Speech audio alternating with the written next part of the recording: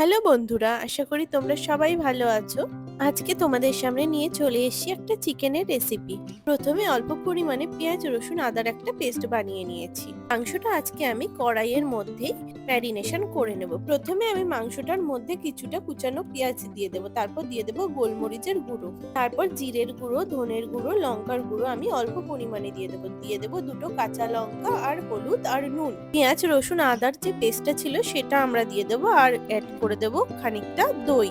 দইটা একটু পরিমাণে বেশি দিতে হবে। এই চিকেনটা রান্না করার সময় আমরা কোনো অয়েল ব্যবহার করব না। কড়াইয়ের মধ্যে চিকেনটাকে ভালো করে হাত দিয়ে আমি এখানে ম্যারিনেশন করে নিচ্ছি।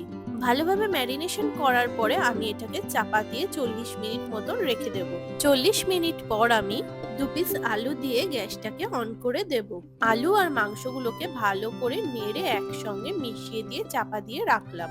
এবার গ্যাসের আঁচ কমিয়ে আস্তে আস্তে হতে দিতে হবে চিকেনটাকে। আলুটা আমি এখানে কাঁচাই দিয়েছিলাম, তোমরা চাইলে সেদ্ধ করেও দিতে পারো বা স্কিপও করতে পারো। লো ফ্লেমে আমি চিকেনটাকে মোটামুটি 15-20 মিনিট মতন হতে দিয়েছিলাম। তারপর দেখো আস্তে আস্তে চিকেনের মধ্যে থেকে তেল ছেড়ে গেছে। আমি কিন্তু এখানে এক ফোঁটাও তেল ইউজ করিনি।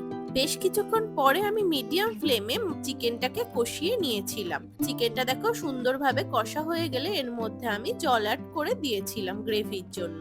আমি সামান্য পরিমাণে হলুদ দিয়েছিলাম ম্যারিনেশনের সময়, তাই জন্য গ্রেভিটার কালার এরকম হয়েছে। তোমরা চাইলে হলুদটা স্কিপও করতে পারো। তো রেডি আমাদের অয়েল ফ্রি চিকেন কারি। ভিডিওটা তোমাদের কেমন লাগলো অবশ্যই জানিও। ভালো লাগলে like, comment, share and subscribe করে দিও আমার চ্যানেলটাকে। দেখা হচ্ছে নেক্সট ভিডিওয়ে। টাটা সবাইকে।